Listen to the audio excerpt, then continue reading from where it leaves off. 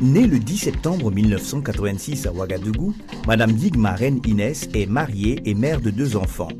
Elle est titulaire du brevet d'études du premier cycle depuis 2015 et du certificat élémentaire d'aptitude pédagogique depuis 2017. Je suis la promotrice d'Anfani Fashion. Je suis située à Manga, derrière l'auberge du 11 décembre. Voilà, je suis dans la transformation dans la production des tissus traditionnels, qui est le faso d'Anfani. Après plusieurs tentatives sans succès au concours d'intégration en tant qu'enseignante du primaire et après plusieurs stages de perfectionnement dans des écoles, elle décide de se lancer dans le commerce et de se former en entrepreneuriat et dans le métier du tissage à 2 pédales. Ce qui m'a poussée à aller dans l'entrepreneuriat, en fait, c'est l'échec au niveau des études qui m'a poussée de faire l'entrepreneuriat. Donc, après plusieurs concours ratés, j'ai fait l'ENEP, ça n'a pas donné, j'ai fait l'intégration. Donc, au lieu de rester sans rien faire, j'ai préféré faire quelque chose. Donc, j'ai préféré entreprendre. Au début, je faisais la glace. Je vendais les bissap et consorts. Après, maintenant, il y a eu un projet au niveau de la direction de la jeunesse qui voulait soutenir les jeunes pour des stages au niveau des différentes structures.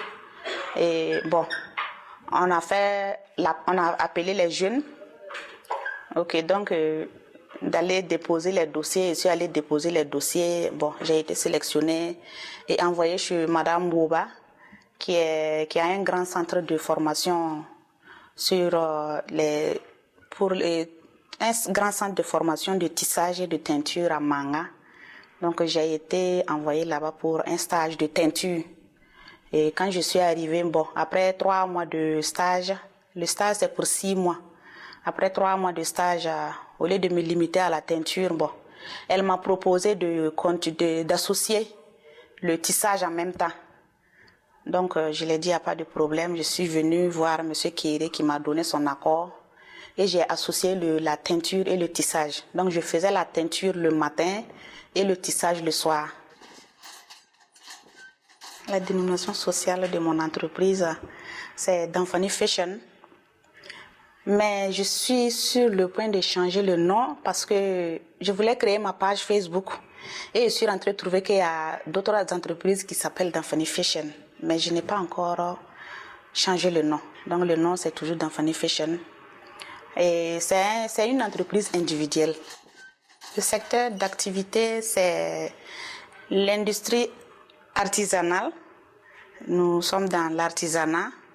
Et nos produits, ce sont les pains traditionnels, qui est le faso d'Anfani. Et nos clients, c'est tout le monde, tous ceux qui ont les moyens de se procurer de nos pains. Il y a les commerçants, il y a les autorités aussi souvent qui viennent faire le commerce, donc tout le monde. Notre chiffre d'affaires annuel s'élève à 5 millions. En 2017, elle termine une formation de 2 ans axée sur les techniques de tissage à 2 pédales. En juin 2018, elle participe à la formation des jeunes en entrepreneuriat dans le cadre du programme de promotion de l'entrepreneuriat des jeunes de la Confégesse, grâce à laquelle elle a reçu une subvention de l'institution pour démarrer son entreprise. Les appuis que j'ai reçus de l'État, il y a la Confégesse, que je vais encore citer, qui nous a subventionnés. Et c'est à travers la Confégesse que j'ai pu implanter mon entreprise. Voilà, donc d'où je les remercie vraiment pour leur soutien. Il y a le FEJ aussi qui m'a appuyé par rapport à un prêt que j'ai presque à la fin de remboursement. Et il y a le FEJ aussi qui nous accompagne avec des formations. Récemment même, on a eu à faire une formation sur l'éducation financière. Voilà. Donc il y a la direction aussi qui m'accompagne avec des conseils. Mes objectifs, pour le moment, je fais mon tissage chez moi à la maison. Bon, je ne peux pas dire chez moi, chez M. Kéré. Donc, mon objectif est que je gagne vraiment un bon local pour aménager le travail et l'entreprise là-bas. Et je souhaite aussi ouvrir un grand centre de formation pour les jeunes femmes, les femmes et les orphelins. Et je compte aussi à l'avenir ouvrir une grande boutique où on pourra trouver les prêts-à-porter et faites avec le pain tissé, les accessoires, faites avec le pain tissé. Consciente qu'il faut diversifier ses connaissances pour mieux offrir des produits variés, Madame Guigma participe à d'autres sessions de formation. En 2019, elle se fait former en technique de production avicole et en entrepreneuriat et innovation. En novembre 2022, elle participe à une formation axée sur la fabrication de produits cosmétiques. Les différentes formations lui permettent de réaliser des activités diverses qui concourent à son épanouissement et à celui de sa famille. Depuis 2018, elle est propriétaire et gérante d'une entreprise individuelle dénommée Danfani Fashion, qui emploie 4 travailleurs permanents.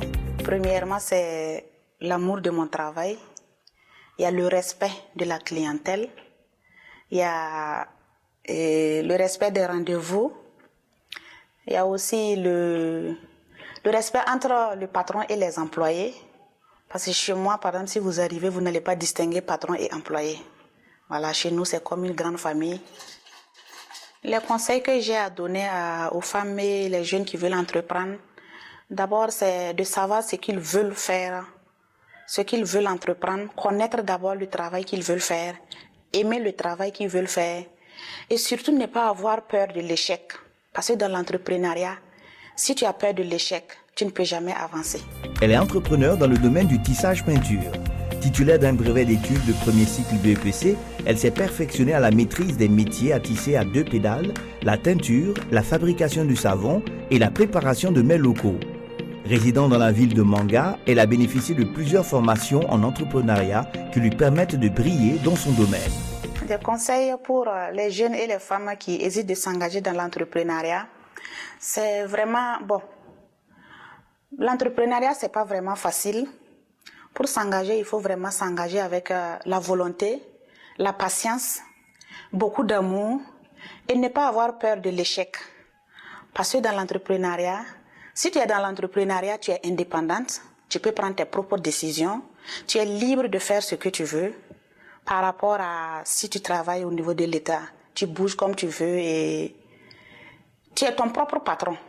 Les hommes ou les femmes d'affaires qui m'inspirent vraiment dans l'entrepreneuriat, c'est en première position, c'est ma maman, qui est une femme vraiment très battante. Depuis notre tendre enfance, elle se bat.